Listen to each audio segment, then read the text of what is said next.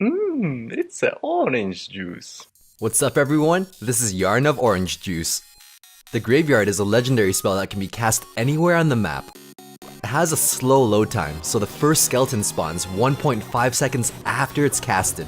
Then, a skeleton spawns every 0.5 seconds up to 20 skeletons over a period of 10 seconds.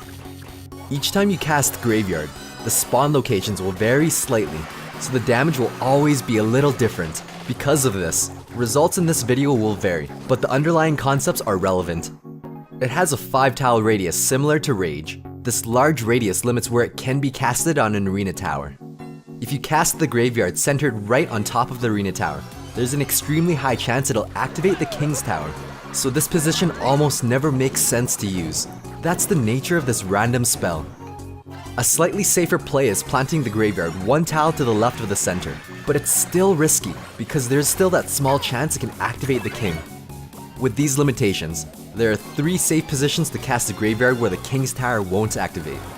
You can cast it 2 tiles from the core of the arena tower. You can plant it 1 tile above to force more skeletons to spawn behind.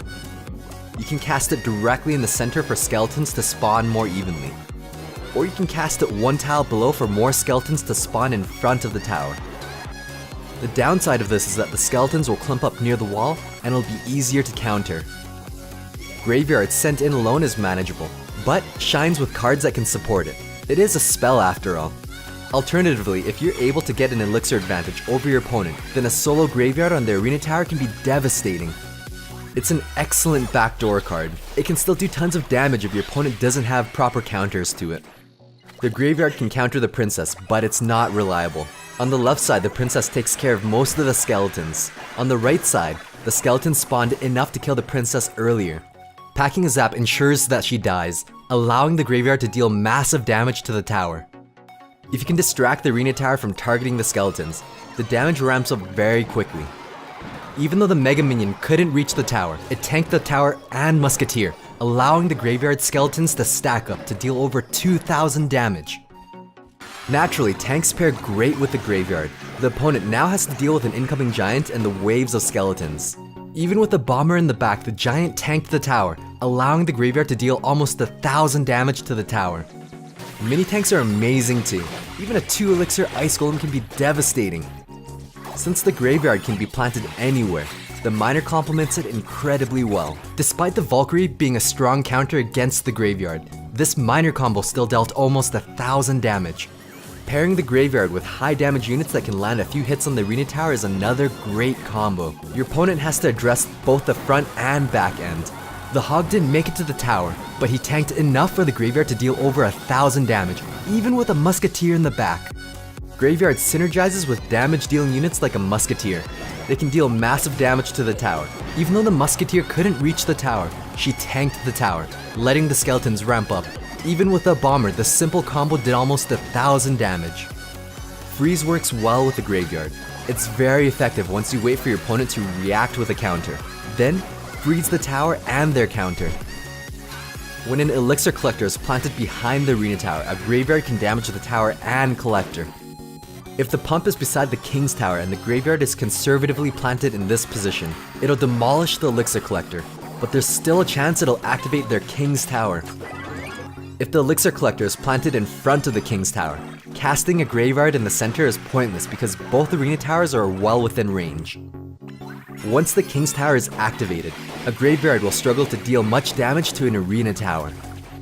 The game has a 1-second deploy time, and the Graveyard has a 1.5 second load time, so the first skeleton won't spawn for 2.5 seconds from the moment you cast it. Since it has such a slow initial spawn time, there's not enough time to react with the Graveyard. The Inferno will still lock onto the tank. With the spell having 2.5 second delay, you're going to have to predict the Inferno Tower and pre-cast the Graveyard to distract the Inferno Tower. This is a very strong spell that has the potential to deal thousands of damage to your tower, so we're going to talk about how to counter this beast of a spell. Since the first skeleton takes 2.5 seconds to spawn, it's not a great reactive card on defense, but it does prove useful if you just need to defend for the last 20 seconds, and you don't need to net any positive elixir trades. It's a high cost card and a huge commitment to use on defense, but when you do use it, it's harder to counter than Skarmy and guards. Graveyard can counter Sparky, but it's basically a more expensive skeleton army to counter her. The Graveyard is like any offensive card, you can't afford to ignore it. 2 skeletons spawn per second. An arena tower can take care of 1 skeleton per second.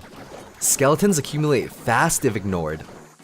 Ranged units that can one-shot skeletons are very good. A musketeer can help the arena tower counter the Graveyard very well.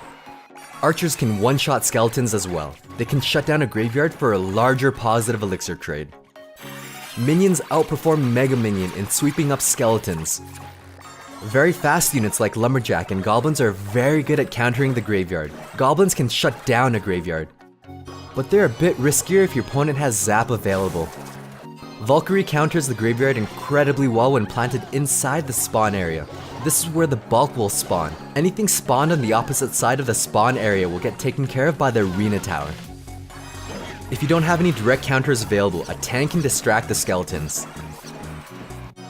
Guards are probably one of the best melee counters because they're slightly ranged, with the bonus that the shields are zap proof. They act as tanks inside the spawn area.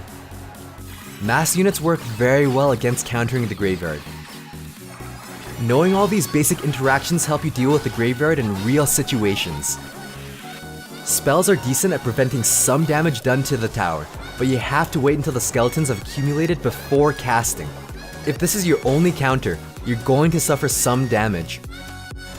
Poison works reasonably well, but it takes 2 ticks to kill a skeleton, so damage will still be done to your tower. An Ice Wizard can tank in the spawn area. Although he doesn't one-shot skeletons, he can prevent quite a bit of damage. Spear Goblins can deal with the graveyard too. In numbers, they can manage the skeletons. This is how Graveyard will interact with all these other units. They'll protect your tower, but they're not going to completely stop the damage. There are so many other ways to use Graveyard offensively. I hope this opens up new opportunities for you to invent creative tech. Thanks for watching. Stay tuned for more quality OJ. There was a leak showing the Graveyard taking out the King's Tower. In this leaked footage, it used Max Graveyard and Mirror on a level 10 King's Tower. The reality of it is that it's going to cost 11 elixir, and at tournament standard it won't take out the King's Tower. It's no more threatening than a Miner and Goblin Barrel sent to the King's Tower.